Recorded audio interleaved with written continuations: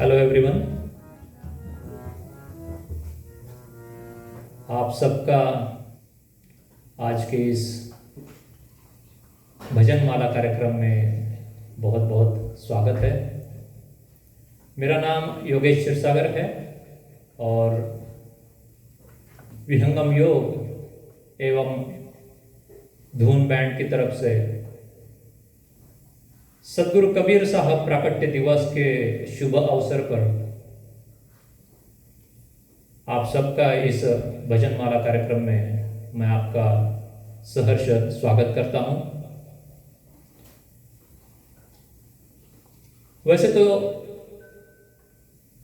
ज्येष्ठ पूर्णिमा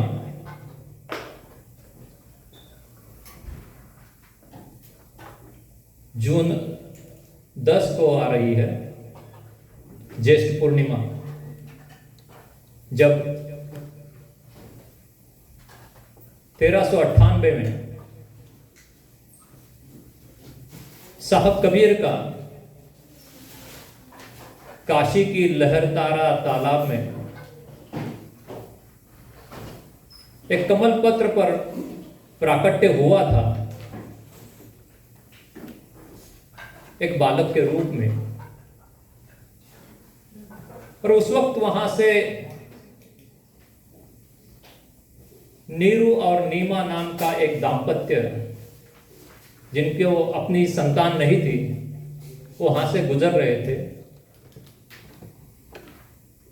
जब उन्होंने एक बालक के रोने की आवाज सुनी तो उनकी उत्कंठा जागी और वो लहरतारा के पास पहुंचे। वहां पर एक बालक को देखकर उन्हें बड़ा ही हर्ष हुआ और उनका नाम कबीर रखा गया। कई लोग इस चीज को समझ नहीं पाते कि बिना माता पिता के किसी का प्राकट्य हो भी सकता है।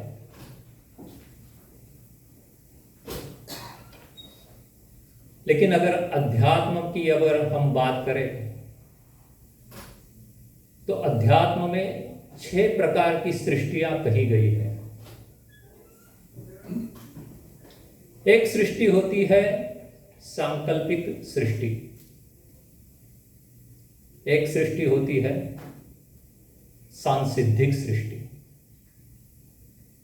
एक सृष्टि होती है अंडज, एक होती है पिंडज, एक होती है उष्मज और एक होती है उद्बीज। तो जब परमात्मा की संकल्प से प्रलय के बाद सृष्टि का निर्माण होता है, उसको सांकल्पिक सृष्टि कहा जाता है, क्योंकि वो संकल्प से प्रकट होती है। जब अमरधाम से मुक्त आत्माएं इस संसार में प्रकट होती है तो वो जो सृष्टि कहलाई जाती है उसको सांसिद्धिक सृष्टि कहती है। जब अंड से किसी का जन्म होता है तो उसे अंडज, आपके हमारे तरह जो बालक के रूप में माता के गर्भ से प्रकट होते हैं उनको पिंडज। गर्मी के कारण मच्छर जैसे कीटक जब पैदा होते हैं तो उनको उष्मज, और जमीन फाड़कर बीज का अंकुरण होना पेड़ के रूप में, वृक्ष के रूप में, उसे कहा जाता है उद्बीज सृष्टि। तो जब इसका ज्ञान हो जाता है तो साहब कबीर का प्रकट होना कोई आश्चर्य की बात नहीं लगती। तो आज हम इसी महान व्यक्तिमत्व के कुछ भजन पुष्प हम सुनेंगे, उस पर विचार करेंगे और फिर उन्हीं के गूढ़ रहस्यमय भेदिक ज्ञान को आत्मसात करने के लिए जो आंतरिक साधन भेद अभ्यास है उसको भी सीखने का प्रयास करेंगे। तो इस कार्यक्रम की शुरुआत हम करते हैं। सबसे पहले मैं आप सबको आह्वान करूंगा कि आप मेरे साथ इस सेशन में सारे विचारों को दूर रखते हुए पूरे फोकस के साथ जुड़ने के लिए मैं चाहूँगा कि आप हम सब लोग थोड़ा सा एक प्राणायाम करेंगे ताकि हम इस महान ज्ञान को आत्मसात करने के लिए we will be ready. So I will request everyone to sit straight, keeping your feet firmly on the ground.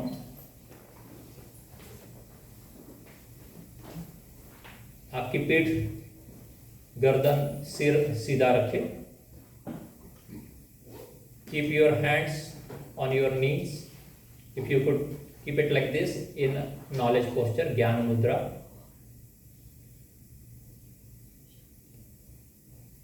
Close your eyes. सब लोग अपनी अपनी आंखें बंद करें.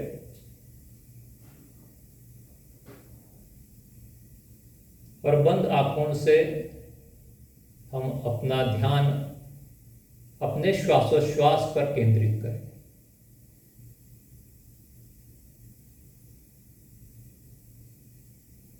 Observe your breath. प्रत्येक आती एवं जाती श्वास को हम गौर से अनुभव करें. Try to keep all your thoughts behind. And let's focus for next 2 hours.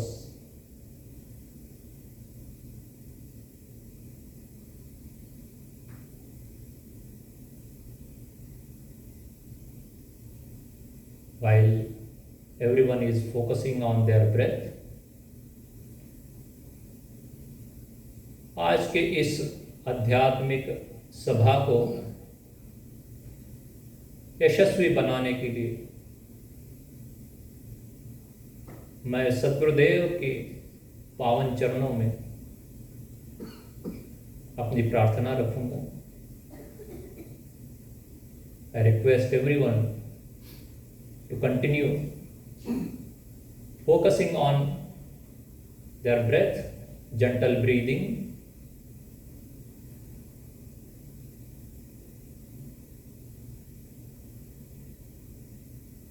Akhandamandalakaram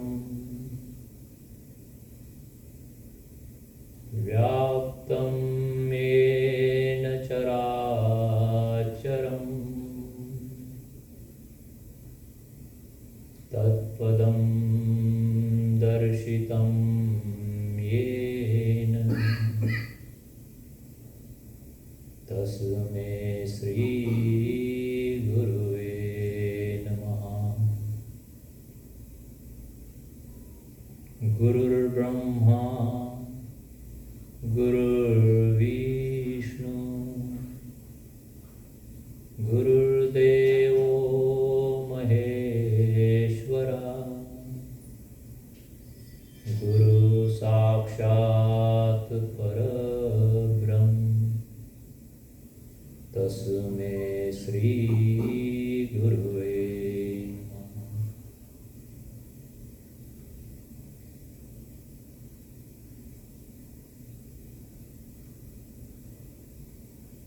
All right, now you can open your eyes, relax.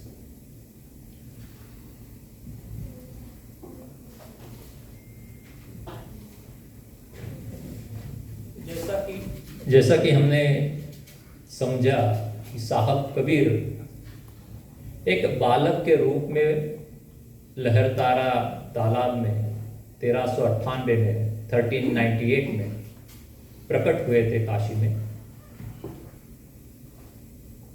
और आज भी कई लोग उनके इस जन्म को लेकर प्रश्न उपस्थित करते हैं।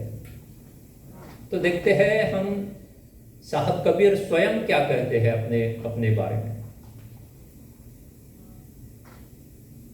तो साहब कहते हैं कि हम अविगति से चले आए, काहू मरम भेद नहीं पाए, ना हम जन्मे गर्भ बसेरा, ना बालक कोई आए।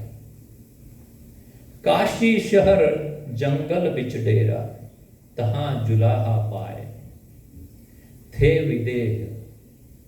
विदेह देह धरी आए, काया वीर कबीर कहाए।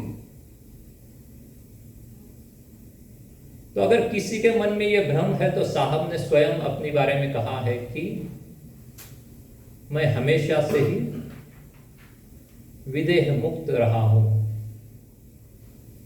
साहब कबीर हर युग में प्रकट हुए हैं। जब सत्य युग था तो साहब सुकृतदेव के नाम से प्रकट हुए थे। जब बात आती है त्रेता युग की तो वो मुनिंद्र के नाम से प्रकट हुए थे। अगर हम बात करते हैं द्वापर युग की तो साहब करुणामय के नाम से प्रकट हुए थे और इस कलयुग में कबीर के नाम से प्रकट हुए। अब अगर हम वेदों का उपनिषदों का संदर्भ लें तो क्या इसमें साहब की कोई बात आती है?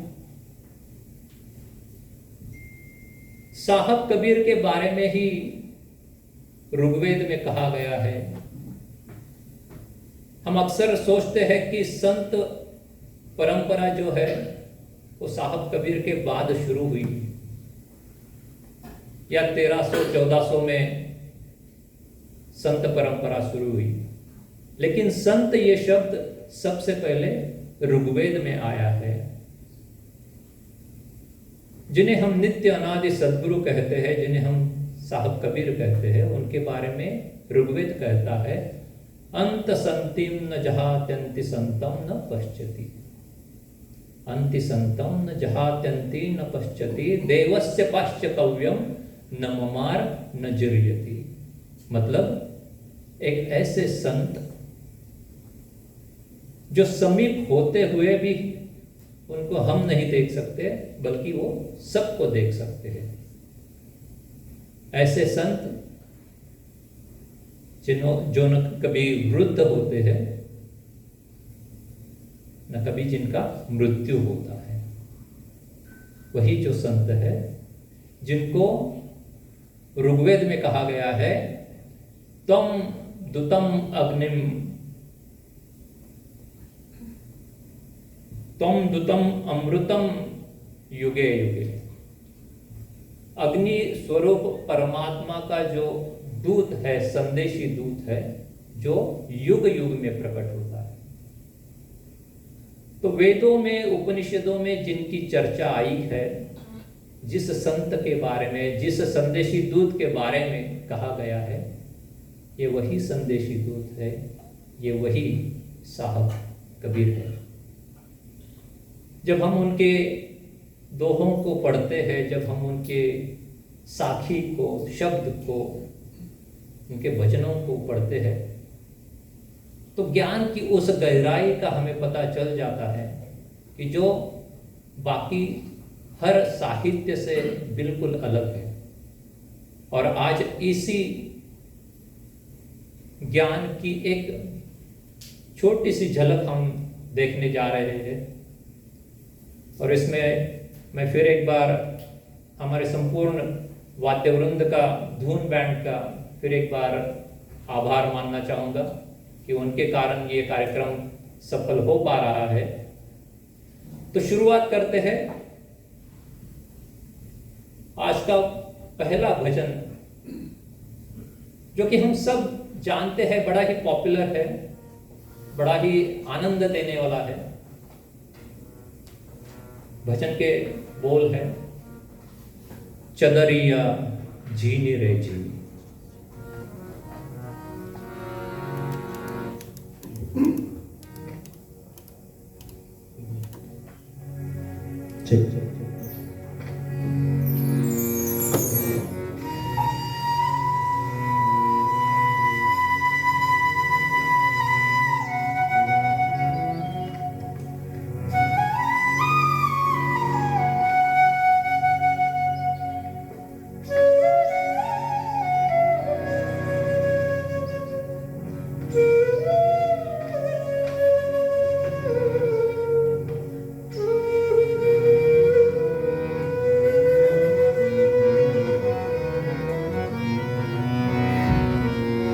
कबीरा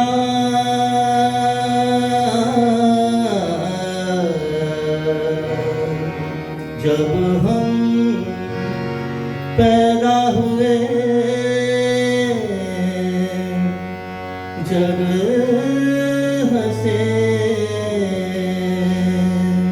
हम रोए, ऐसी करनी कर चलो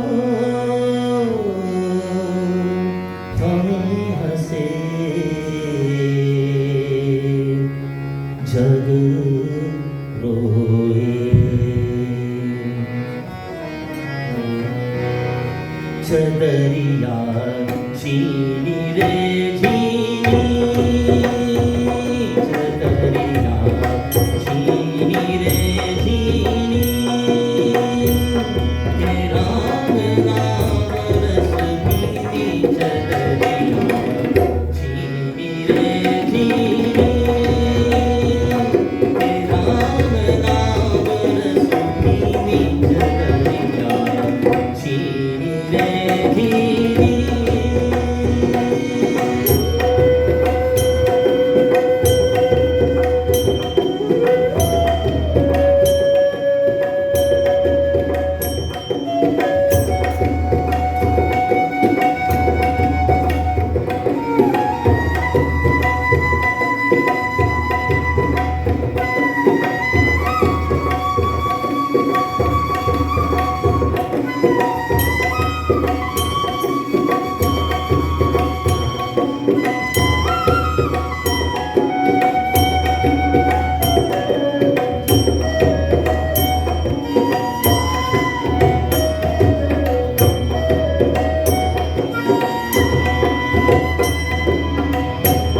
कमल का चरखा बनाया, पाँच तत्व की भूमि।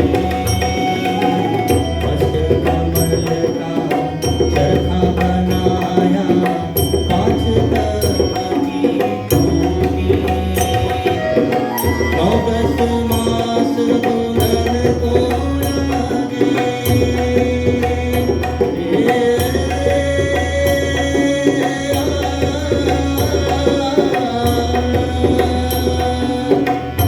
दस मास दुल्हन को लागे, मूरख मैली पीनी, चदरिया झीनी रे झीनी, राम नाम रस पीनी, चदरिया झीनी रे झीनी।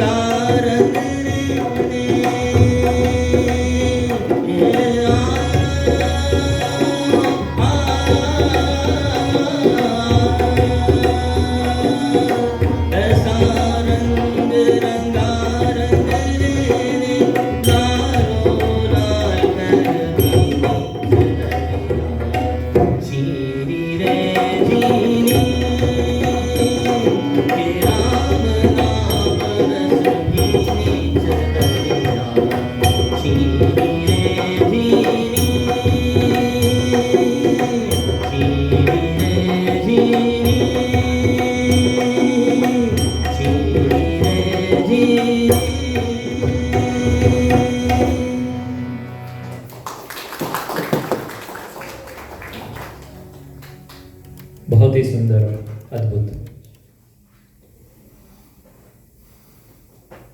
चदरिया झीनी रे झीनी,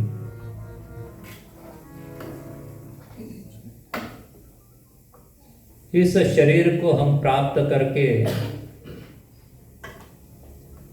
मानो ये समझ बैठते हैं कि ये शरीर हमारा है और ये सदा के लिए हमारे साथ रहेगा। इसमें साहब कहते हैं कि अष्टकमल का चरखा बनाया। किन अष्टकमलों की बात यहां हो रही है? आप में से कुछ लोग चक्रों को जानते होंगे, हो सकता है शायद चक्रों का अभ्यास भी करते हो। साहब ने कहा है कि इस शरीर में 8 चक्र होते हैं और इन्हीं चक्रों को कमल की भी उपमा दी गई है। तो इस शरीर में जो 5 तत्वों से बना है, 8 चक्र है जिसके माध्यम से इस शरीर का संचालन होता है। आगे साहब कहते हैं एक जगह कि चादर ओढ़ शंका मत करियो, यह 2 दिन तुमको दीनी। बहुत सुंदर, बहुत महत्वपूर्ण शब्द है ये। चादर ओढ़ शंका मत करियो, ये 2 दिन तुमको दीनी। तो ये जो शरीर आपको मिला है, ये शरीर पाकर ये मत समझ लेना कि ये मेरा शरीर है। ये केवल आपको रेंट पे दिया हुआ है, समय आने पर ये ले लिया जाएगा वापस। इसका जो हम अहंकार करते हैं, हमारे रूप का, हमारे रंग का, ये तो बस 2 दिन का खेल है।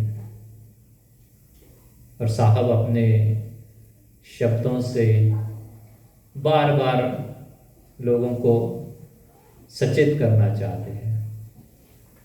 इसी में आगे एक जगह स्वामी सरकार दास कबीर कहते हैं कि इस चादर को उन्होंने इस प्रकार से ओढ़ी है कि जैसे आए थे वैसे ही उस चादर को वो वापस दे रहे। इसका क्या अर्थ हुआ? अक्सर हम देखते हैं कि जब हम इस शरीर को प्राप्त करते हैं तो हमारा संपूर्ण जीवन अच्छे बुरे कर्म करने में चला जाता है और ये जो सुंदर शुद्ध सफेद चादर हमको मिली है उस पर हम दाग धब्बे लगाकर इसको वापस कर देते हैं। साहब कहते हैं कि ध्रुव, प्रहलाद, शुकदेव, सुदामा, इन्होंने इस चादर को शुद्ध बनाया अपने अच्छे कर्मों से। लेकिन साहब कबीर कहते हैं कि मैंने तो जैसी ओढ़ी थी वैसे ही वापस दी। क्यों? क्योंकि साहब कबीर तो शुद्ध, बुद्ध और मुक्त स्वरूप है। तो जो मुक्त स्वरूप होते हैं, मुक्त आत्माएं कभी भी कर्म नहीं करती। उनके जो कर्म होते हैं उसका कोई फल नहीं होता। वो जैसे कर्म करते हैं लेकिन बिना कर्म किए, जैसे कमल का पत्ता पानी में रहते हुए भी पानी से असंग रहता है, उसी तरह से मुक्त आत्माएं जो होती है वो उनका कोई भी कर्म जो होता है वो फल को प्राप्त करने के लिए नहीं होता है। और इसलिए साहब कहते हैं कि जैसी चादर ओढ़ी थी मैंने वैसे ही वापस कर रहा हूं। आप लोगों में से कुछ लोगों को इस घटना की जानकारी होगी कि जब समय आया था शरीर त्यागने का तो हिंदू और मुस्लिम दोनों गुटों में इस बात पर झगड़ा हो रहा था कि साहब कबीर के शरीर को मस्जिद में रखा जाए या उसका मंदिर बनाया जाए। तो उस झगड़े को देखते हुए साहब कहे कि मैं चादर ओढ़ लेना चाहता हूं, और वो चादर ओढ़ लेते हैं। कुछ समय बाद जब चादर निकाली जाती है तो वहां पर साहब का शरीर नहीं बल्कि कुछ फूल पीछे छूट जाते हैं। तो साहब जिस प्रकार से उन्होंने अपने शरीर का निर्माण किया था, उसी प्रकार से उन्होंने अपने शरीर को भी परमाणुओं में बदल दिया था। क्यों? क्योंकि उन्होंने जो शरीर निर्माण किया था वो 5 तत्वों का नहीं बना था। हम सबका शरीर जो है वो 5 तत्वों से बना हुआ है। फंडामेंटल एलिमेंट्स जो है, आकाश है, अग्नि है, जल, वायु है, पृथ्वी है। लेकिन साहब का जो शरीर है उसको सातवां देह कहते हैं, जो ना तो पंच तत्वों से बनती है, ना ही किसी साधारण जीव की तरह उनकी आत्मा होती है, जो 6 अवस्थाओं से गुजरती है। साहब का जो शरीर है उसको कहा जाता है वो सातवां देह है, और इसलिए वो जब चाहे प्रकट हो सकते हैं और जब चाहे उस शरीर को परमाणुओं में परावर्तित कर सकते हैं।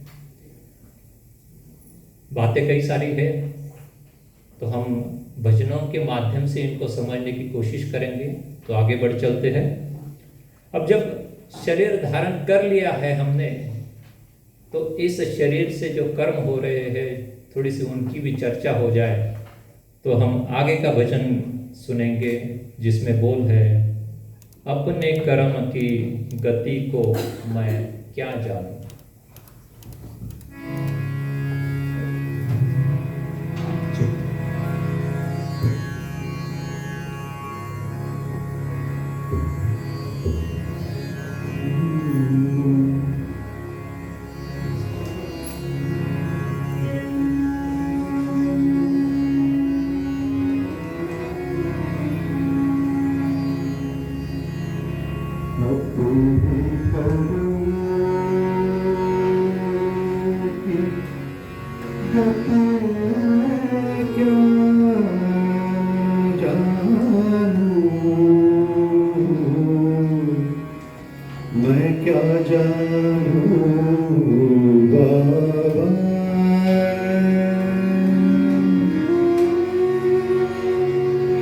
अपने कर्म की गति मैं क्या जानूं,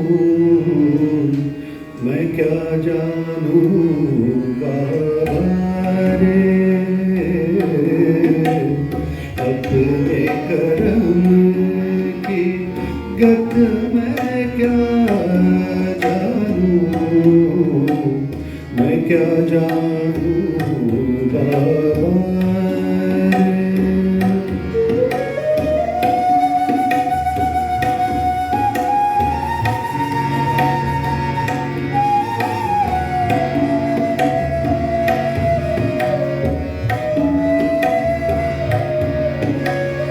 अपने कर्म की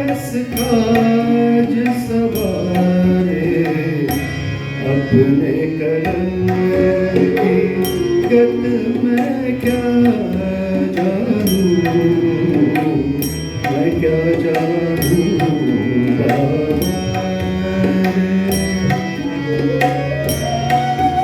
मैं क्या जानूं, मैं क्या जानूं बाबा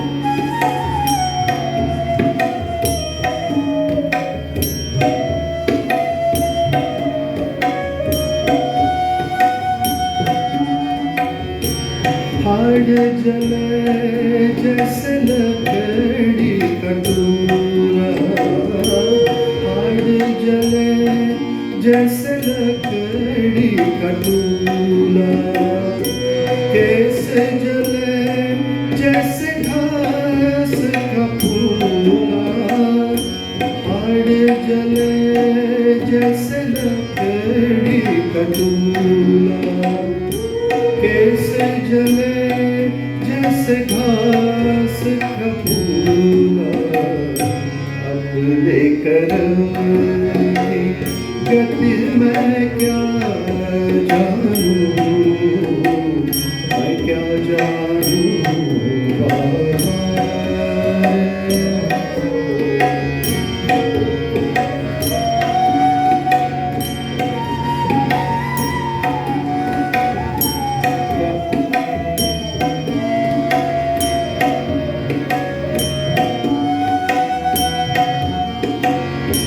कहत कबीर तब ही नर जागे, कहत कबीर तब ही नर जागे। जम का दंड मुंड में जब लागे, कहत कबीर तब ही नर जागे। जब का मुंड दंड में तब लागे, अपने कर्म की गत मैं क्या जानूं, मैं क्या जानूं बाबा। अपने कर्म की गति मैं क्या जानूं, मैं क्या जानूं बाबा। मैं क्या जानूं बाबा, मैं क्या जानूं बाबा।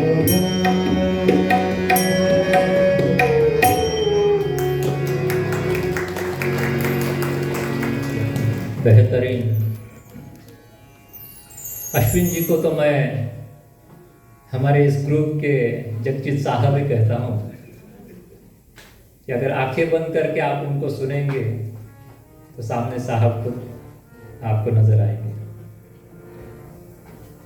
इस भजन में साहब कबीर ने हर उस अज्ञानी को जगाने की चेष्टा की है। जब कोई व्यक्ति प्यार से नहीं जगता तो उसे वो डंडा मारकर भी जगाते हैं। और इस भजन के अगर आप बोल सुनेंगे तो साहब बड़े स्पष्ट रूप से हर मनुष्य देह की गति को यहाँ स्पष्ट कर रहे हैं। कहते हैं कि जब मनुष्य मर जाता है तो उसके शरीर का कोई फायदा नहीं होता, कोई उपयोग नहीं होता। उससे बेहतर तो पशु है, जब मर जाता है तो उससे 10 काज हो जाते हैं, 10 काम हो जाते हैं, लेकिन मनुष्य के शरीर का कोई उपयोग नहीं होता, कूड़े के समान। मनुष्य के हाड़ जब जलते हैं तो जैसे लकड़ी का तूला जल रहा है, केस जलते हैं तो जैसे घास जल रही है। कितना स्पष्ट रूप से एक भयावह सत्य साहब प्रकट करते हैं। और शायद इतना भी अगर सुनकर कोई समझ ना पाए तो आखिर में साहब कहते हैं, कहे कबीर नर तब ही जागे, कहे कबीर नर तब ही जागे, यम का दंड मुंड में जब लागे।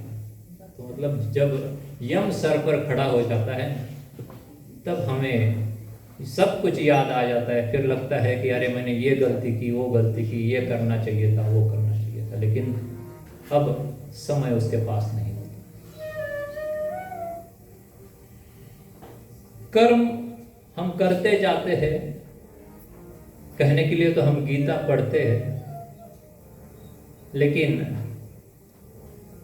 अपने वास्तविक जीवन में हर प्रकार के कर्म करने में लगे रहते हैं। कर्म के कई प्रकार हैं। अगर 1 मिनट के लिए इसके कर्म की चर्चा हम करें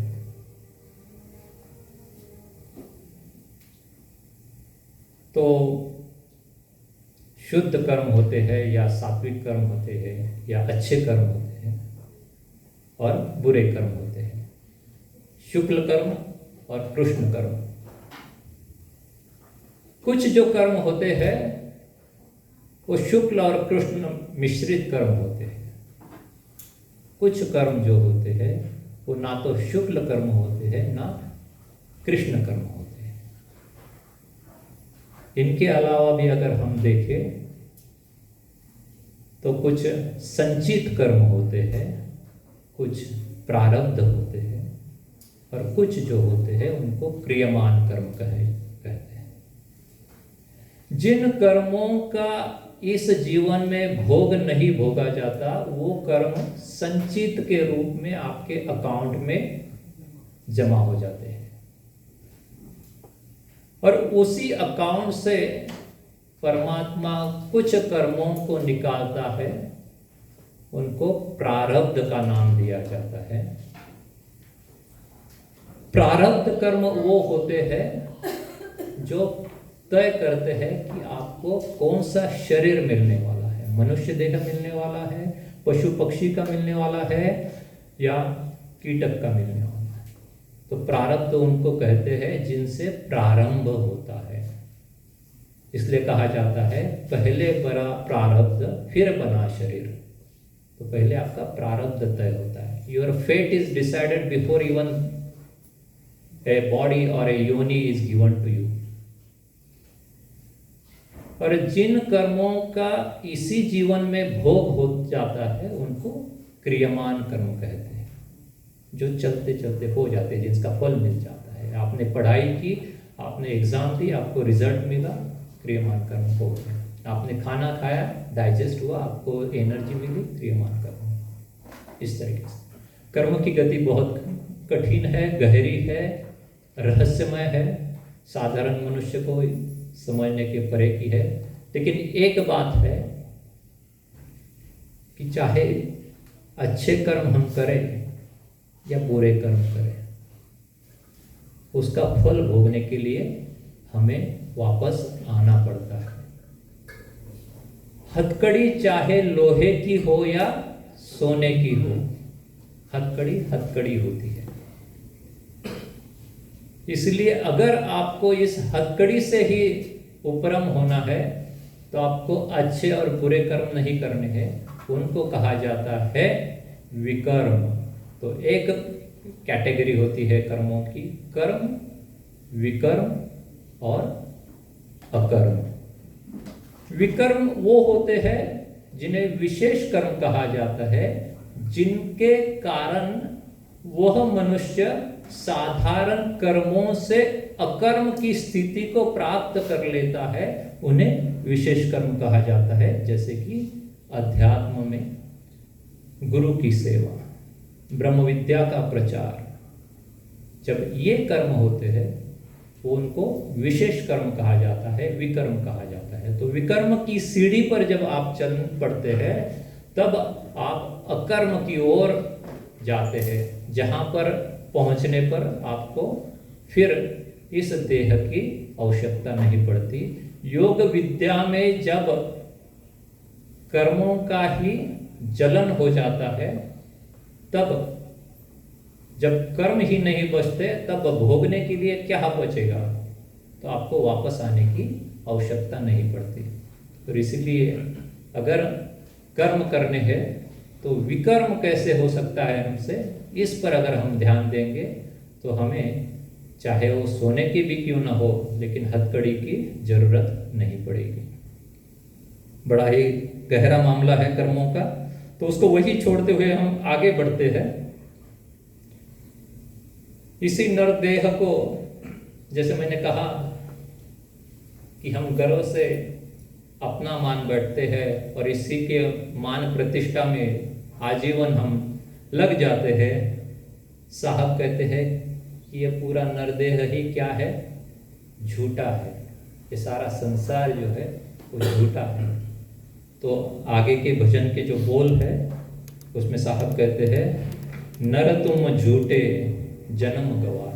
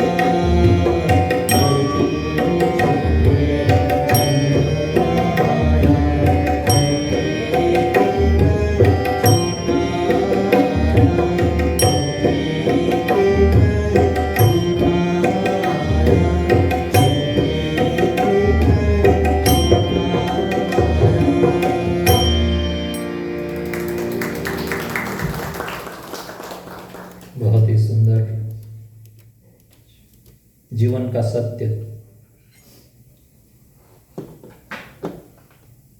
इसमें साहब कहते हैं कि सब कुछ झूठा है, कुछ भी सच नहीं है, ना नर सच है, ना नारी सच है, ना उनका विवाह सच है, ना बालक का जन्म होना सच है, ना दुल्हा सच है, ना दुल्हन सच है। और जब मैं ये कहता हूं तो लोग मुझे भी झुठला देते हैं। साहब कहते हैं कि साच कहूं मैं झूठ न बोलूं, साचे को झुठलाऊं। इसका क्या अर्थ है कि साहब कबीर सब कुछ झूठ कहते हैं? क्या संसार झूठा है? क्या संसार सत्य नहीं है? ऐसी बात नहीं। जिस प्रकार से परमात्मा सत्य है, जिस प्रकार से अक्षर ब्रह्म सत्य है, जिस प्रकार से नित्य अनादि सद्गुरु सत्य है, जिस प्रकार से जीवात्मा सत्य है, उसी प्रकार से प्रकृति भी सत्य है। परंतु सत्य का अर्थ यहां पर अलग है।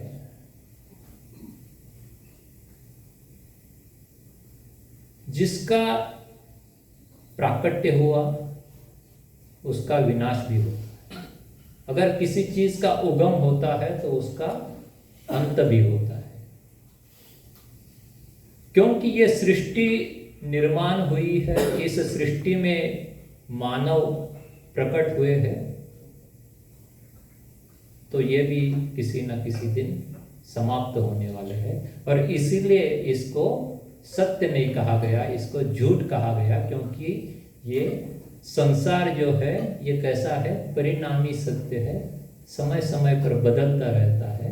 एक समय आता है सृष्टि का जैसे निर्माण हुआ वैसे ही सृष्टि समाप्त हो जाती है, प्रलय की स्थिति आ जाती है। और इसलिए इसको सत्य मानकर हम संपूर्ण जीवन जो बिता देते हैं, इससे साहब कबीर जो है कहते हैं कि हम अज्ञान में सो रहे हैं, मोह निद्रा में सो रहे हैं, इस संसार को, इस संबंध को ही सब कुछ मान बैठते हैं, सत्य मान बैठते हैं, लेकिन ये सत्य नहीं है।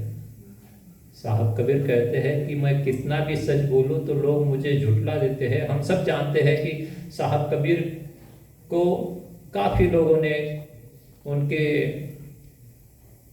प्राकट्य समय में भी बहुत विरोध किया था।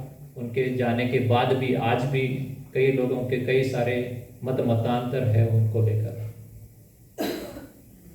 तो सच और झूठ की बात करते हुए साहब एक दोहे में कहते हैं कि साच कहूं तो कोई न पतिजे, झूठा जगपति आए, गली गली गोरस फिरे, मदिरा बैठ बिकाए। 600 साल पुरानी अगर स्थिति देखेंगे तो तब भी यही अवस्था थी कि मदिरा बेचने वाले को कहीं जाना नहीं पड़ता था। वो एक जगह ठेला लगा देता था तो लोग आ जाते थे। लेकिन गाय का दूध बेचने वाला हर घर घर उसको जाना पड़ता। क्यों? क्योंकि लोग उसका महत्व नहीं जानते, महत्व कम रखते हैं। मदिरा वाले को कहीं नहीं जाना। आज भी वही सत्य है। कोविड में तो सब लोगों ने देखा होगा। चलिए आगे चलते हैं। अब बात आती है फिर एक बार कि जब ये नर जीवन मिला है तो इसको हम किस प्रकार से उपयोग में लाएं। ऐसा नहीं है कि हर एक आत्मा सोई हुई है, हर एक मनुष्य इस संसार में, इस भवसागर में बंधन में पड़ना चाहता है। ऐसे कई सारे मनुष्य है, ऐसे कई सारे जीव है जिनके शुभ संस्कार जागृत होते हैं और वो अध्यात्म से जुड़ना चाहते, आगे बढ़ना चाहते हैं, इस संसार से उपरम होना चाहते हैं।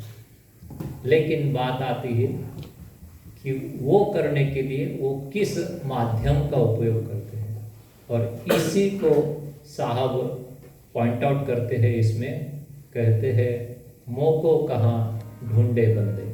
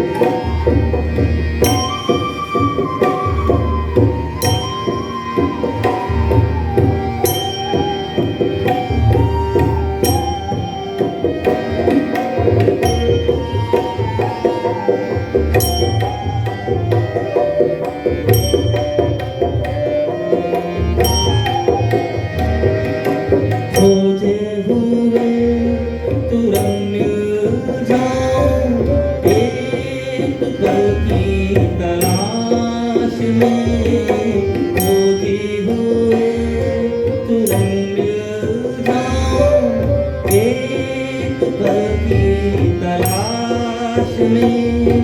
कहे कबीर सुनो भाई साधो, मैं तो हूँ विश्वास,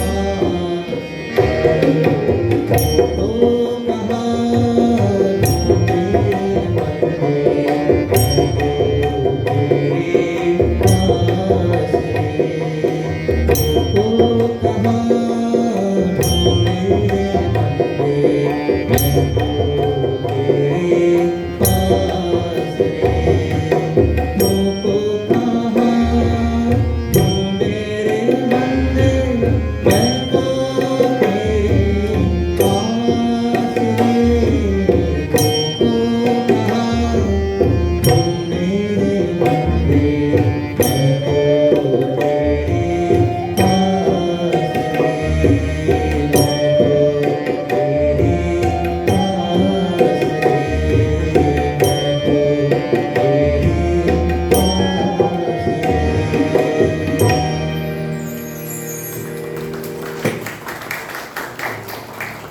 बहुत ही सुंदर, बहुत सुंदर। हर एक शब्द इस भजन का गौर करने लायक है। साहब कहते हैं कहाँ ढूंढ रहे हो,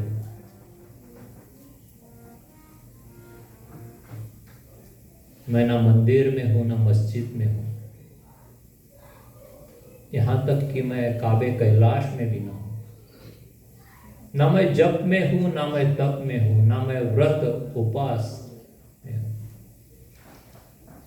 ना मैं प्राण में हूं ना मैं पिंड में हूं, ना मैं आकाश में हूं। लेकिन अगर आप सच में मुझे ढूंढना चाहते हैं तो मैं तो एक पल की तलाश में आपको मिल जाऊंगा, अगर आप विश्वास के साथ मुझे ढूंढने की कोशिश करें। यहां साहब कबीर अपनी बात कर रहे हैं या परमात्मा की बात कर रहे हैं? यहां साहब परमात्मा की ओर से खुद बात कर रहे हैं,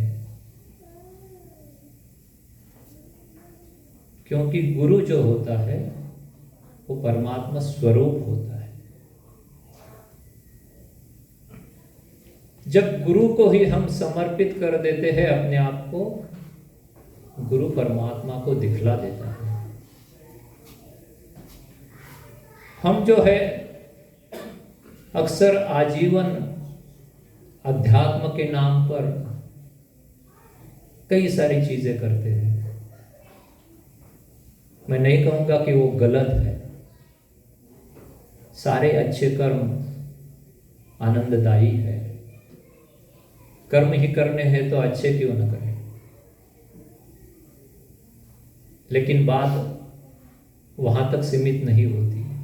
जैसे मैंने कहा कि कर्म चाहे अच्छे हो या बुरे हो, हथकड़ी चाहे लोहे की हो या सोने की हो, आना तो पड़ेगा वापस। तो अच्छे कर्म के बजाय क्यों ना हम ऐसे कर्म करें कि परमात्मा प्राप्ति हो जाए। और वो जो कर्म होते हैं वो ना तो व्रत में होते हैं, ना वैकल्य में होते हैं, ना उपवास में होते हैं, ना जप तप में होते हैं। उसके लिए गुरु को ढूंढना पड़ता है, बाहर से अंतर की साधना करनी पड़ती है। आज हम अध्यात्म के नाम पर बाहर खोज रहे हैं, परमात्मा को हम बाहर खोज रहे हैं, ईश्वर को हम बाहर खोज रहे हैं। आज तो हमें अपना स्वयं का ज्ञान नहीं, लेकिन हम हर एक व्यक्ति का, हर एक वस्तु का ज्ञान रखते हैं, फेसबुक के माध्यम से, इंस्टाग्राम के माध्यम से। ब्रेकिंग न्यूज चाहिए होती है हमेशा, लेकिन वो अध्यात्म नहीं है। अगर अध्यात्म को प्राप्त करना है तो हमें बाहर से मुड़कर अंतर की ओर जाना पड़ेगा। इसलिए सद्गुरु सदाफल देव जी महाराज अपने स्वरवेद में कहते हैं, बाहर बाहर खोजते अंतर की सुधि नाही, बिन सद्गुरु पावे नहीं, भटकी जग मरो जग माही। सारा जीवन जो है हम बाहर खोजते रहते हैं, जो कि हमारे अंदर ही मौजूद है। लेकिन जब गुरु प्राप्त होता है तब हमें वो साधना प्राप्त होती है, तब वो योगाभ्यास प्राप्त होता है। जो हम व्रत करते हैं, वैकल्य करते हैं, उपवास, मंत्र जाप, जब तब करते हैं, वो अध्यात्म की प्राथमिक सीढ़ी है।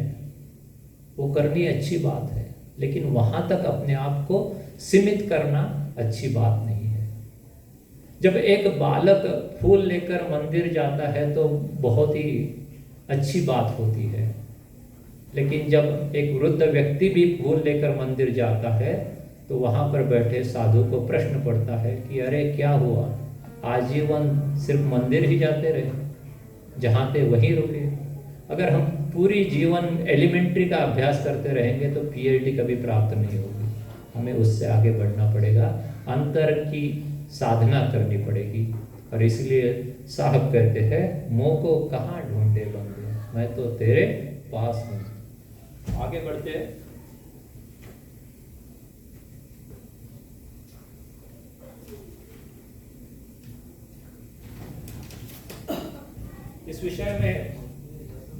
इस विषय में और एक बहुत ही बेहतरीन दोहा साहब कबीर का है, जिसमें साहब कहते हैं कि नहाए धोए क्या भय,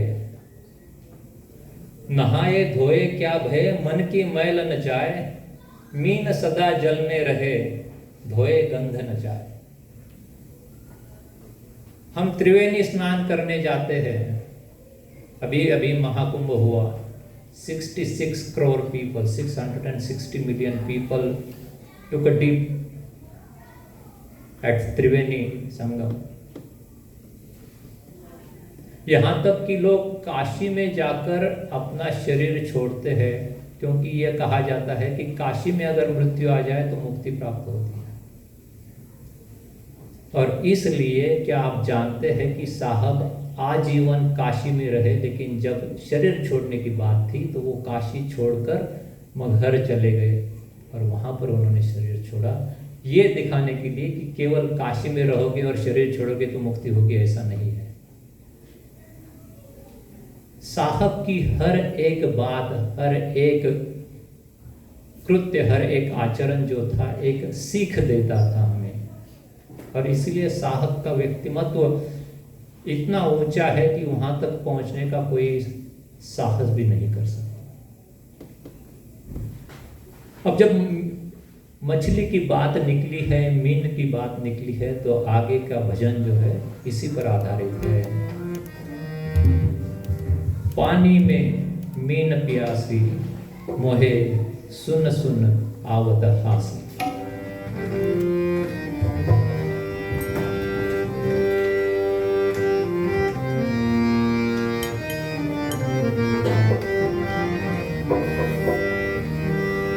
पानी में मीन प्यासी,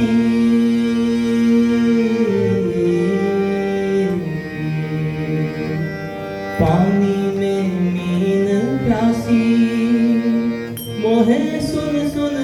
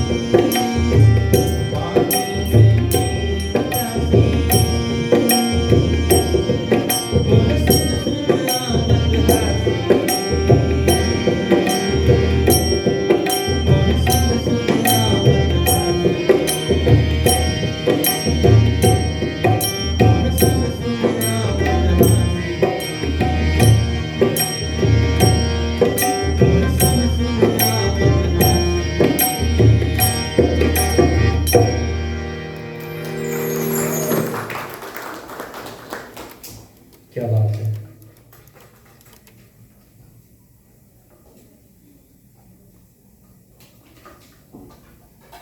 कितनी सुंदर उपमा दी है। प्रतिदिन हम देखते हैं, इसकी चर्चा करते हैं, यहाँ तक कि घर में फिश टैंक भी रखते हैं, लेकिन उसको देखकर ये बात याद नहीं आती कि वो जो परमात्मा जिसको हम बाहर ढूंढ रहे हैं तो हमारे अंदर ही है। वो जो आनंद है जिसके लिए हम आजीवन लगे रहते हैं, एक के बाद एक काम निपटते रहते हैं, वो आनंद जो है, वो परमात्मा जो है, वो हमारे अंदर ही है।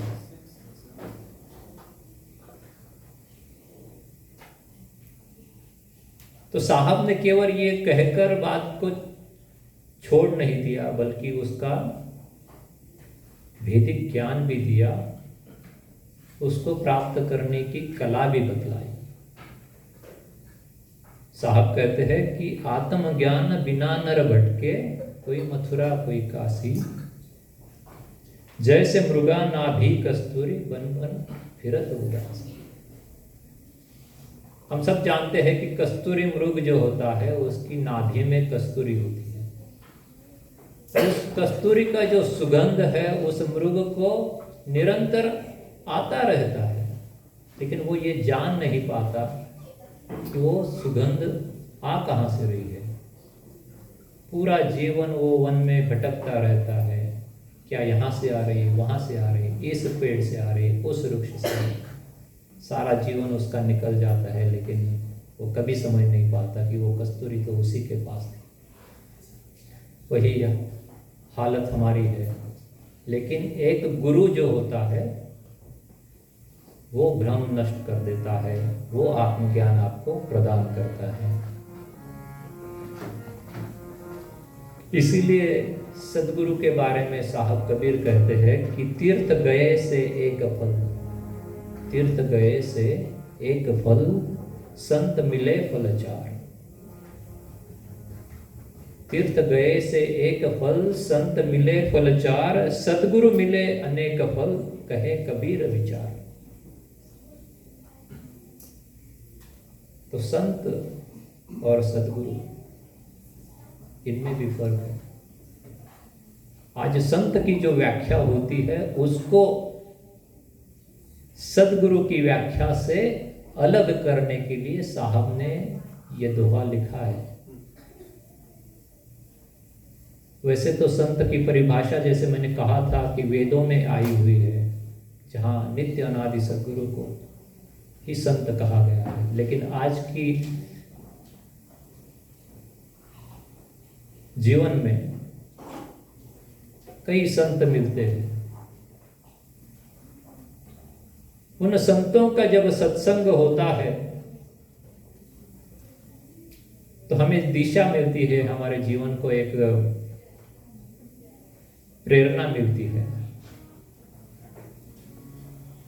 लेकिन जब सद्गुरु प्राप्त हो जाते हैं तो ऐसा कोई कार्य नहीं रहता जिसको हमें करने की आवश्यकता होती है। सद्गुरु तो सारे फलों के प्रदाता है। इसीलिए साहब कहते हैं कि विचार करो और गुरु को ढूंढो। सच्चा गुरु जो होता है उसको ढूंढो, जो आत्मज्ञान प्रदान करे। तो इसीलिए अब हम आगे बढ़ते हैं और सबसे अध्यात्म का जो कोर है, जो सबसे बड़ा गंभीर विषय है, और मैं कहूँगा कि जो होली ग्रेल जिसे बोल सकते हैं, होली ग्रेल जो है उसकी ओर बढ़ते हैं।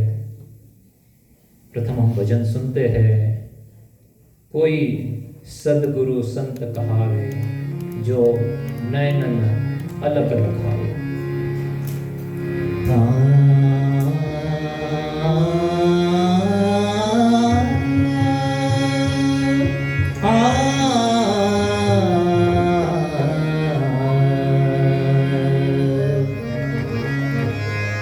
कोई सदगुरु,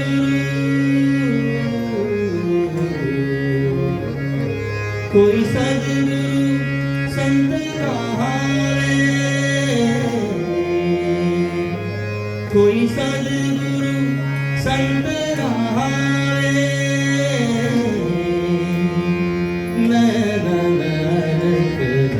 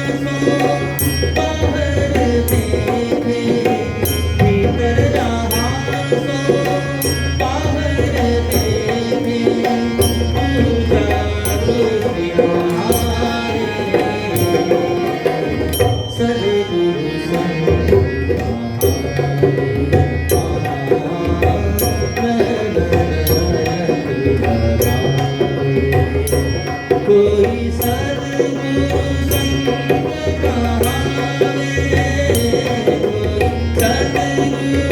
संत कहावे,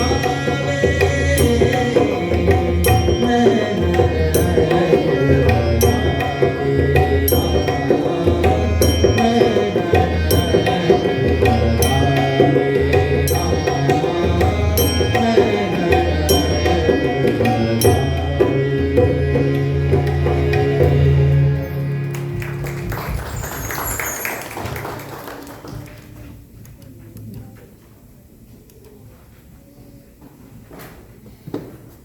अब जो है, जैसा मैंने कहा कि ये जो विषय है ये अध्यात्म का मूल है। अगर इसको हम समझ गए तो हम अध्यात्म को समझ गए। तो इसलिए इस भजन के बाद हम अब थोड़ा सा इस पर गौर से विचार करेंगे।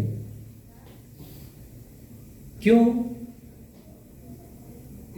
क्योंकि गुरु गुरु में फर्क होता है, संत और सद्गुरु में फर्क होता है, यहाँ तक कि जीवन मुक्त आत्मा और सद्गुरु इनमें भी फर्क होता है। तो सद्गुरु की व्याख्या क्या है? स्वरवेद में सद्गुरु सदाफल देव जी महाराज कहते हैं, माया लोक छुड़ाय कर चेतन लोक निवास। माया लोक छुड़ाय कर चेतन लोक निवास, सद्गुरु ताको जानिए भक्ति मुक्ति जही पास। सद्गुरु वो होता है जो माया लोक को छोड़ा कर आपको अमर लोक पहुंचा देता है। इसलिए सद्गुरु को छुड़ावनहार कहते हैं। एक होता है चलावनहार, जो इस सृष्टि का निर्माण करता है, जिसे हम अक्षर ब्रह्म कहते हैं।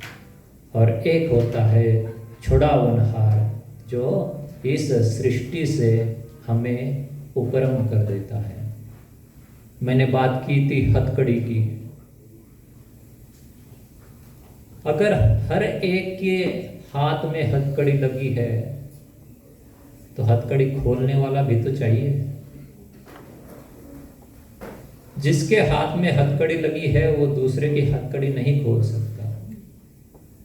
एक अंधा व्यक्ति दूसरे अंधे व्यक्ति को राह नहीं दिखा सकता।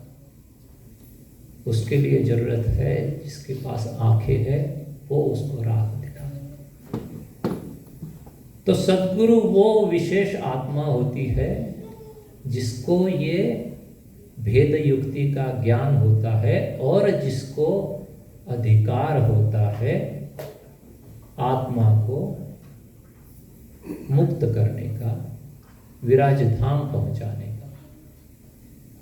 इसी को लेकर और एक व्याख्या आती है स्वरवेद में, जहां सद्गुरु सदाफल देव जी महाराज कहते हैं, भूले हुए जग जीव को निज घर पहुंचाए। भूले हुए जग जीव को निज घर दे पहुंचाए, सतपथ प्रदर्शक रहे सद्गुरु देव कहाए। सद्गुरु उनको कहा जाता है जो भूले हुए भटके हुए जीवों को निज घर पहुंचा देते हैं। हमारा ये घर नहीं है, ये क्या है? मृत्यु लोक है। हमारा घर तो, हमारा देश तो कहीं और है। वहां लेकर जाने वाले जो होते हैं उन्हें सद्गुरु कहा जाता है।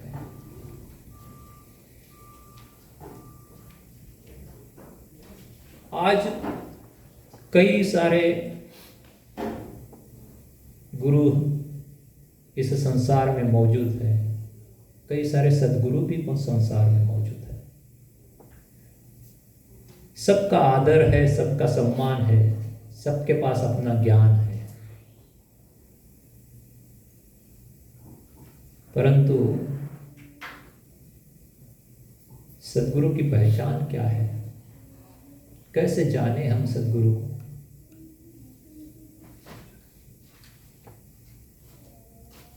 तो साहब कहते हैं इस तन में मन कहाँ बसे, निकस जाए कहीं ठोर। इस तन में मन कहाँ बसे, निकस जाए कहीं ठोर। गुरुगम हो तो परख लो, नहीं तो कर गुरु और। जो गुरु इस बात का ज्ञान आपको दे कि इस शरीर में मन कहाँ होता है और वो कहाँ जाकर शांत होता है, वो गुरु अगर नहीं हो तो आप उसको ढूंढो, जो इसका ज्ञान दे उसको गुरु। क्योंकि अध्यात्म की प्रथम साधना जो होती है, प्रथम सोपान जो होता है, प्रथम पायदान जो होती है, वो उसकी शुरुआत मन से होती है। और इसलिए इस मन में ही सारा संसार है। तो जब मन को समझ लिया और उसको अपनी उगम स्थान में जब हम लय करते हैं, तब अध्यात्म की शुरुआत होती है। इस भजन में साहब ने कई सारी चीज़ों को टच किया है, अध्यात्म के कई सारे गहराई भरे शब्दों को यहाँ उजागर किया है। सबसे पहले आता है सहज समाधि। समाधि के बारे में तो हम बहुत सुनते हैं। अध्यात्म में दो प्रकार की समाधि कही गई है। एक होती है अखंड समाधि और एक होती है सहज समाधि। अखंड समाधि वो होती है जब कोई जीवन मुक्त आत्मा एक जगह बैठकर निरंतर परमानंद में लीन रहता है, उसको अखंड समाधि कहा जाता है। दूसरी जो समाधि होती है उसको सहज समाधि कहते हैं। जो जीवन मुक्त आत्मा चलते फिरते उठते बैठते अपने दिनचर्या को करते हुए समाधि अवस्था में रहता है। उनकी आत्मचेतना जो है निरंतर ब्रह्म से जुड़ी रहती है, परमात्मा से जुड़ी रहती है। उनके सारे कार्य जो है वो परमात्मा के आधार से होते हैं, इसलिए उसको सहज समाधि कहा जाता है। और इसीलिए उनके जो कर्म होते हैं उनका कोई फल नहीं होता, उनके कर्मों को अकर्म कहा जाता है। वो प्रकृति से असंग होकर कर्म करते हैं, इसलिए उनको उन कर्मों का फल भोगने के लिए वापस नहीं आना पड़ता। वो जो समाधि होती है उसको सहज समाधि कहते हैं। तो ऐसे जो जीवन मुक्त आत्माएं होती हैं उन्हें एक जगह बैठकर परमात्मा का ध्यान करने की आवश्यकता नहीं होती। वो तो निरंतर परमात्मा के साथ जुड़े रहते हैं, उस अवस्था में रहते हैं, उसको सहज समाधि का। तो वो सहज समाधि की युक्ति जो होती है वो सद्गुरु बतलाते हैं। और सद्गुरु क्या कहते हैं इसमें? सद्गुरु कहते हैं कि अध्यात्म में जो होता है ना, आपको द्वार को तोड़ने की आवश्यकता है ना प्राण को रोकने की आवश्यकता है। हम कितनी सारी आज साधनाएं देखते हैं, मेडिटेशन की क्रियाएं देखते हैं, ब्रीदिंग एक्सरसाइज की क्रियाएं देखते हैं, जहां पर लोग श्वास को रोककर अध्यात्म घटित करना चाहते हैं। ये जो दशम द्वार है उसको खोलने की, उसको तोड़ने की कोशिश करते हैं। जिस द्वार की साहब बात कर रहे हैं वो कौन सा द्वार होता है? हमारे शरीर में 9 द्वार है, ये सब हम जानते हैं, प्रतिदिन उनका उपयोग हम करते हैं। हमारी 2 आँखें हैं, 2 कान है, 2 नासिका के छिद्र है, मुख है, लिंग और गुदा है। ये 9 द्वार हमारे अंदर है जिनका हम प्रतिदिन उपयोग करते हैं। लेकिन इन 9 द्वारों के अलावा एक ऐसा द्वार हमारे शरीर में होता है जहाँ से आत्मा अंदर तो आ जाती है लेकिन बाहर जाना उसका ज्ञान नहीं होता। अध्यात्म में सबसे महत्वपूर्ण जो माइलस्टोन कहा जाता है तो उस दशम द्वार को खोलना होता है, जिसको हम कहते हैं यहाँ पर जो क्राउन चक्र या कुंडलिनी जहाँ पर अपने फन से उस द्वार को रोक कर रखी होती है, उस द्वार को दशम द्वार का कहते हैं। वही सबसे महत्वपूर्ण स्थिति होती है जब कुंडलिनी अपना मार्ग छोड़ देती है और दशम द्वार खुल जाता है। कई सारे लोग अध्यात्म के नाम पर इस द्वार को श्वासों को रोककर प्राण की फोर्स से उसको खोलने की कोशिश करते हैं। इसलिए साहब कहते हैं कि द्वार को रोकने की जरूरत नहीं है, ना ही पवन को रोकने की जरूरत है। जब आप सद्गुरु की भेद युक्ति आप जान जाते हैं तो आपकी आत्मचेतना इस प्रकार से उपरम होती है कि कुंडलिनी स्वयं अपना मार्ग छोड़ देती है और आपकी आत्मचेतना उस परमात्मा की तरफ निकल पड़ती है। जब दशम द्वार खुलता है तभी अध्यात्म शुरू होता है। हमारे सद्गुरु सदाफल देव जी महाराज अक्सर कहते थे कि अगर जीवन में, इस मनुष्य जीवन में अगर दशम द्वार नहीं खुला तो सारा जीवन जो है मान लो बेकार चला गया। जब दशम द्वार खुलता है तब अध्यात्म की शुरुआत होती है, क्योंकि जब दशम द्वार खुलता है तब आपका मन शांत होता है। जहाँ से उसका उगम हुआ है वहाँ पर जाकर वो लय होता है। तब जो है आपको आत्म साक्षात्कार होता है। जब आत्म साक्षात्कार होता है तब मैं कौन हूँ इसकी हमें जानकारी होती है, और जब मैं कौन हूँ इसकी जानकारी होती है तब मेरा लक्ष्य क्या है इसका भी ज्ञान होता है, और उस लक्ष्य पर चल पड़ने की फिर हमें गति मिलती है। और वो इन चर्म चक्षुओं से वो प्राप्त नहीं होती।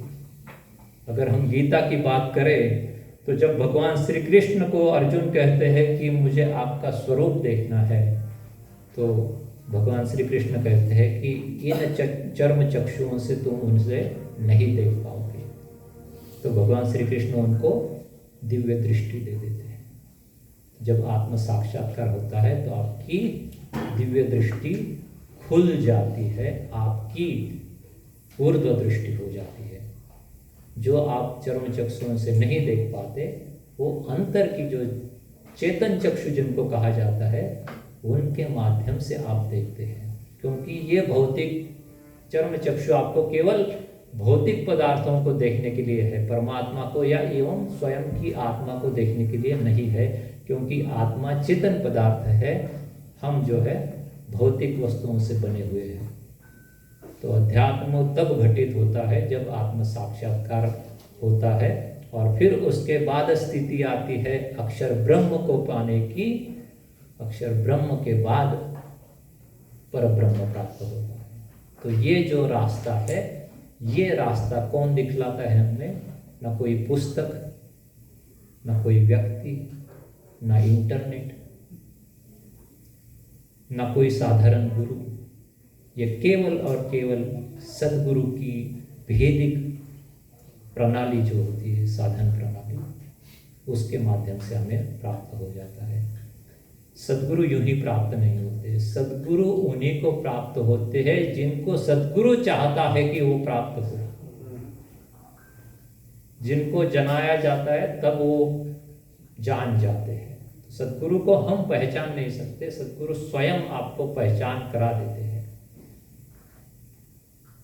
तो आगे बढ़ते हुए मैं और एक बात कहना चाहूँगा कि इसमें और 2-3 चीज़ें महत्वपूर्ण आई है। एक चीज़ है शून्य शिखर की बात की है। अध्यात्म में शून्य की बात तो हम सब लोगों ने सुनी होगी शायद, लेकिन वो शून्य की जो डेफिनेशन है शून्य का, आजकल हम इस प्रकार से शून्य को देखते हैं कि एम्प्टीनेस या जहाँ कुछ नहीं है उसको शून्य कहा जाता है आज। ये व्याख्या ज़्यादातर बौद्ध धर्म से आई हुई है, लेकिन भारतीय संस्कृति में अध्यात्म में शून्य एक भूमि है, अध्यात्म की एक स्थिति है, एक अवस्था है, एक स्टेज है। तो जैसे कि इस शरीर में 5 शून्य हैं, मतलब 5 जगह पर जब आपकी आत्मचेतना लग जाती है तो 5 जगहों पर 5 प्रकार के जो ब्रह्मांडी शब्द है, जैसे निरंजन है, ओम है, सोहम है, शक्ति है, निरंकार है, इनका आपको ज्ञान हो जाता है। आगे जाकर सहज शून्य उसको कहा जाता है जब आत्म साक्षात्कार के बाद अक्षर ब्रह्म को आप प्राप्त कर लेते हैं। अक्षर मंडल जिसे कहा है, जहां से भगवान श्री कृष्ण ने सृष्टि का विराट रूप अर्जुन को दिखाया था। अर्जुन की आत्मचेतना को अक्षर मंडल में स्थित करा के उसको सृष्टि का सृजन और प्रलय दिखाया था।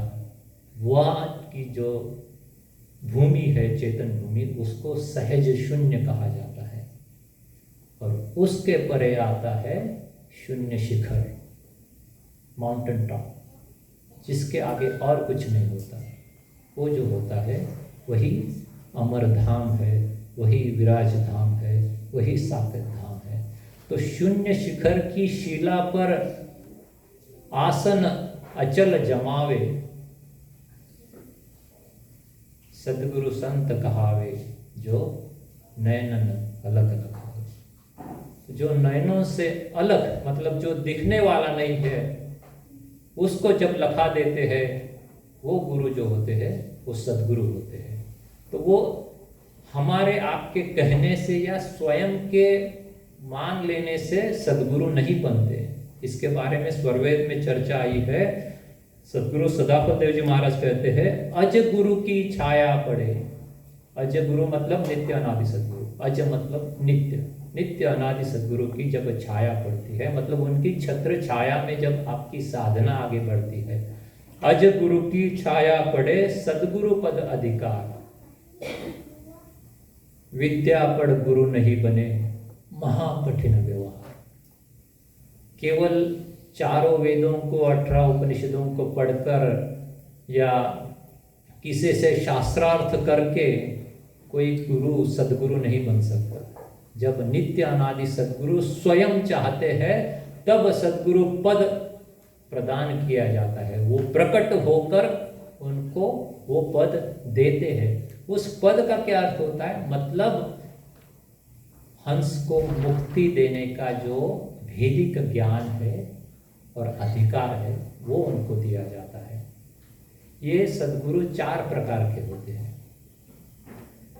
सबसे पहले आते हैं नित्य अनादि सदगुरु, जो सदगुरु कबीर साहब जिनको हम कहते हैं, वो नित्य अनादि सदगुरु है। उनके बाद आते हैं स्वयं सिद्ध सदगुरु। वो होते हैं जो अमर लोक में मुक्त आत्माएं, विशेष मुक्त आत्माएं होती है और परमात्मा की इच्छा से या स्वयं की इच्छा से वो धरती पर प्रकट होकर ब्रह्म विद्या का ज्ञान प्रदान करते हैं। उन्हें स्वयं सिद्ध सदगुरु कहते हैं। उनमें वो ज्ञान, ईश्वरीय ज्ञान, ईश्वरीय धारा निरंतर रहती है। उन्हें अभ्यास करने की आवश्यकता नहीं पड़ती। उन्हें स्वयं सिद्ध सदगुरु कहा जाता है। तीसरे जो सदगुरु होते हैं उन्हें अभ्यास सिद्ध सदगुरु कहा जाता है, जैसे कि सदगुरु सदाफल देव जी महाराज। सदगुरु सदाफल देव जी महाराज ने 17 वर्ष की कठोर तपस्या करके इस परमात्मा ज्ञान को प्राप्त किया था, ब्रह्म विद्या के अंतिम भूमि को प्राप्त किया था। उनके कोई भी भौतिक गुरु नहीं थे। उनको समय समय से नित्य अनादि सदगुरु प्रकट होकर इस ज्ञान को देते हैं। स्वरवेद में जगह जगह पर उसका उन्होंने संदर्भ दिया है। बचपन से ही उनको वो ज्ञान प्राप्त होता रहा।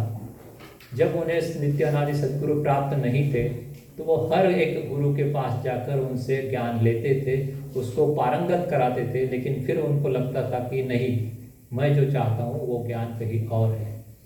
एक रात यूं हुआ कि जब अंधेरी कोठरी में वो साधना कर रहे थे, आवाज़ हुई, ये करने से क्या होगा, वो मार्ग तो कोई और है।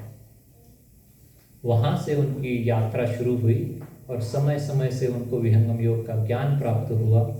जब परमात्मा प्राप्ति हुई, उन्हें आदेश हुआ प्रचार प्रसार का। जब प्रचार प्रसार में गति नहीं हो रही थी तो उन्होंने वो प्रचार प्रसार छोड़ के हिमालय जाने की बात की, तब नित्यानादि सद्गुरु स्वयं प्रकट होकर उन्हें सद्गुरु पद प्रदान किया और जीवन मुक्ति का अधिकार दिया। 1935 में झूसी आश्रम, मतलब आपका जो त्रिवेणी संगम है वहाँ का जो स्थान है जहाँ पर अभी हमारा झूसी आश्रम है, वहाँ पर नित्यानादि सद्गुरु प्रकट होकर उन्हें सद्गुरु पद प्रदान किए। उसके बाद चौथे और आखिरी सद्गुरु होते हैं परंपरा सद्गुरु। जब अभ्यास सिद्ध सद्गुरु के द्वारा परंपरा शुरू हो जाती है तो उनके बाद आने वाले सक्सेसर जो होते हैं उनको परंपरा सद्गुरु कहते हैं। तो इस प्रकार से सद्गुरु के 4 प्रकार कहे गए हैं। सद्गुरु के बारे में कहने के लिए तो समय काफी लग सकता है। इसमें और एक जगह स्वरवेद में स्वामी जी कहते हैं कि अच सुकृत दर्शन नहीं होय परीक्षा नाही, वह सद्गुरु पद है नहीं व्यर्थ गुरु जग माही। जब तक सुकृत देव स्वयं दर्शन देकर सद्गुरु पद प्रदान नहीं करते, परीक्षा जब तक उस आत्मा की उस गुरु की नहीं होती, तब तक वो गुरु सद्गुरु पद पर आसीन नहीं हो सकता। कहने के लिए हम मान सकते हैं हमारे सारे आज पूरे 8 बिलियन लोग भी एक साथ होकर किसी को अगर कहे कि आप हमारे सद्गुरु हैं, तब भी वो गुरु सद्गुरु नहीं बन सकते, क्योंकि सद्गुरु ही सद्गुरु बनाते हैं। तो आगे बढ़ चलते हैं। अब बात आती है मन की। अब तक हमने काफी कुछ सुना, अब उस ज्ञान को हम कैसे प्राप्त करें। जैसे मैंने कहा कि अध्यात्म की शुरुआत है मन को नियंत्रित करने से, मन को अपने कंट्रोल में लाने की। जैसे अगर हम गीता की भी बात करें तो भगवान श्री कृष्ण ने अर्जुन को सीधे दिव्य दृष्टि देकर अक्षर मंडल पर स्थित नहीं किया, बल्कि पहले जब उनकी चर्चा हुई और अर्जुन भ्रमित अवस्था में थे, तब अर्जुन ने कहा कि हे भगवान, आप तो कहते हैं कि मन को रोक लो, लेकिन मन को रोकना जैसे मानो वायु को रोकने की बात है, तो इस मन को मैं कैसे रोकूं। तो भगवान श्री कृष्ण कहते हैं कि अभ्यास एवं वैराग्य से मन को रोका जा सकता है।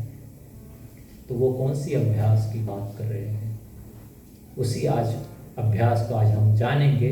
लेकिन उसके पूर्व एक आखिरी भजन हम सुनेंगे इसी मन को लेकर, इस मन की बातों को समझने के लिए, और साहब इस मन के बारे में क्या कहते हैं।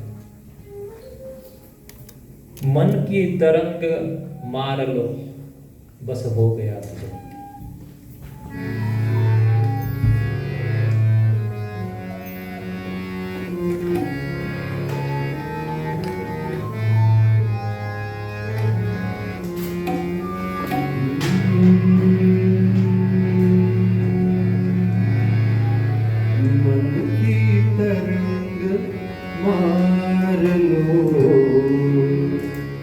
बस हो गया भजन,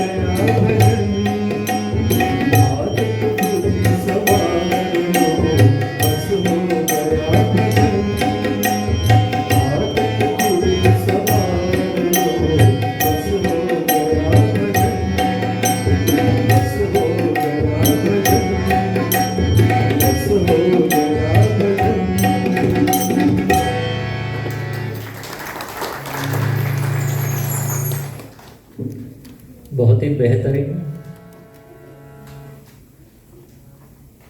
कितने सरल शब्दों में साहब ने मन की स्थिति का वर्णन किया है। मन पर तो साहब ने कई सारे दोहे कहे हैं। एक जगह साहब कहते हैं कि 7 समुंदर की लहर, मन की लहर एक। 7 समुंदर की लहर, मन की लहर एक। इस समुंदर में कई नावें डूब गई, कोई विरला जो है इसमें से उभर जाता है।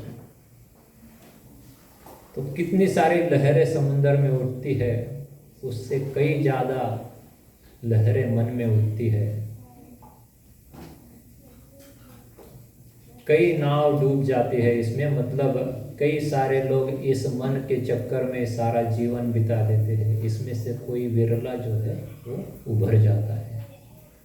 एक जगह साहब मन की और मक्खी की तुलना करते हुए कहते हैं कि मन मक्खी की तरह होता है। जैसे मक्खी 1 मिनट के लिए भोग पर भी बैठती है और वहीं से उठकर गंदगी पर भी बैठ जाती है, हमारा मन भी वैसा होता है। कभी अच्छे विचार आते हैं तो कभी तुरंत हम बुरे विचारों में ढल जाते हैं। ये मन जो है यही संसार है। और इसीलिए स्वामी जी सद्गुरु सदाफल देव जी महाराज कहते हैं, 3 लोक की संपदा, 3 लोक की संपदा आए वसे घर माही, तबहु मन शीतल नहीं और मिलन मन माही। मतलब आप अगर त्रिलोक के भी राजा बन जाएंगे तब भी आपका मन भरेगा नहीं, आपको और राज्य चाहिए होगा। तो इसी मन को किस प्रकार से नियंत्रित करें, चाहे अध्यात्म हो चाहे हमारा भौतिक जीवन हो। जब तक हम मन को नियंत्रित नहीं कर पाएंगे हम आगे बढ़ नहीं पाएंगे। आज हम देखते हैं कि अभी तो डिजिटल के ज़माने में तो इतना डिस्ट्रैक्शन है कि 2 मिनट भी एक काम पर हमारा फोकस नहीं हो पाता है। तो ऐसे में मन की साधना सीखना, मन को नियंत्रित करने की कला सीखना बहुत ही आवश्यक है। और अध्यात्म की शुरुआत तो वहीं से होती है। तो अब चल पड़ते हैं हम उस साधना को सीखने की। उसके पहले मैं फिर एक बार आपसे आवाहन करूंगा कि इन सारे बहुत ही भावपूर्ण सुमधुर भजनों के लिए हम सब एक बार फिर से करतल ध्वनि करके उनका आभार व्यक्त करें। धूम टीम के कारण ही हम यहाँ पर इस कार्यक्रम को कर पा रहे हैं। भविष्य में भी ऐसे ही और कार्यक्रम करने की हमारी इच्छा है। आप लोगों का साथ मिलता रहेगा तो हम जरूर ऐसा ही आगे बढ़ते रहेंगे। तो अब मैं सबको एक बार प्रार्थना करूंगा कि हम सब जो है साधना के लिए बैठ जाए।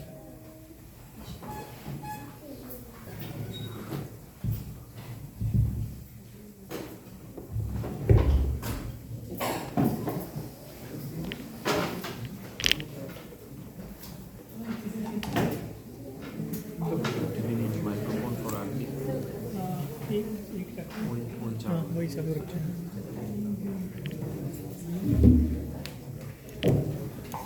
आरती के लिए धीरे धीरे आप लोग एक एक करके आगे आइए ताकि हम सब लोग आरती कर पाए।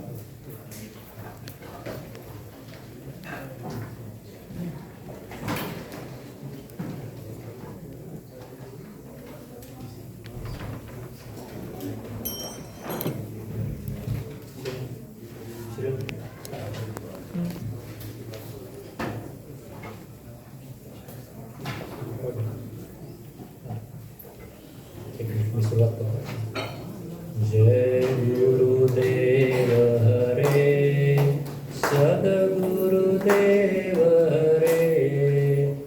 ईश जनन के संशय क्षण में दूर करे, जो शरण में आवे सतपथ पावे, मोह मिटे जीव का सुख शांति वे पावे, दुखद मिटे जग का।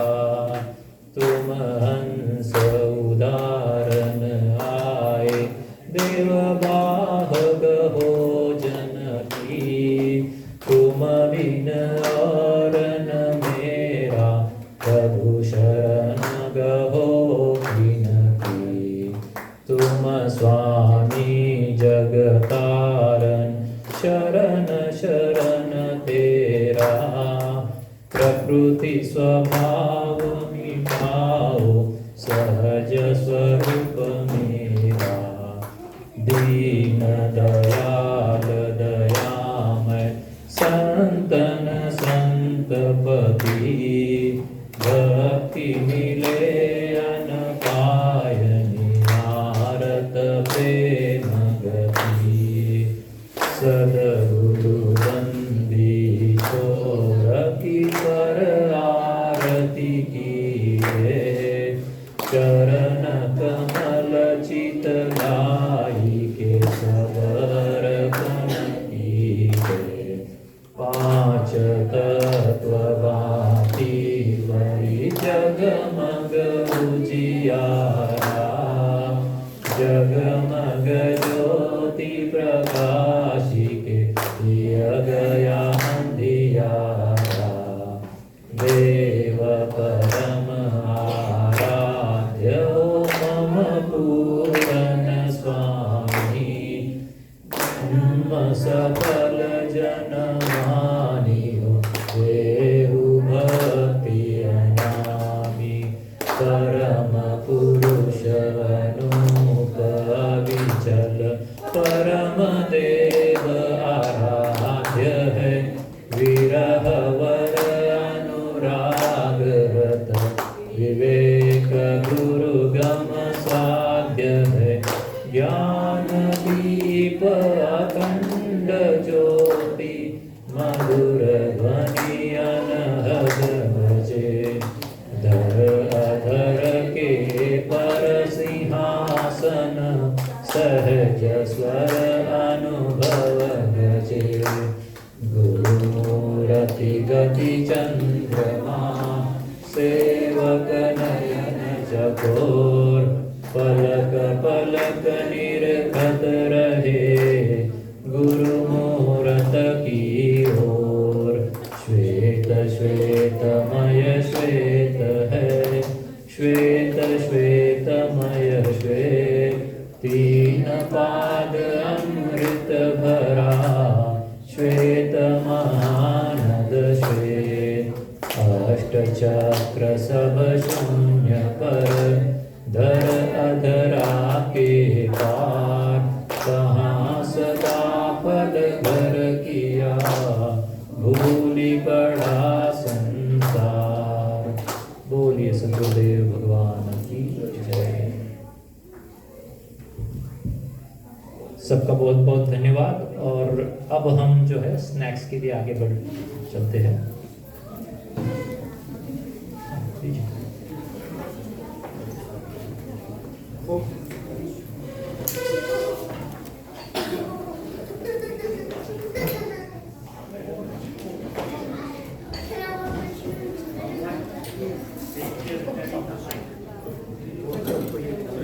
एकदम सरस अपलोड आवाज़ थोड़ा देखो इधर थोड़ा आवाज़ कम आ रहा था इधर हमको।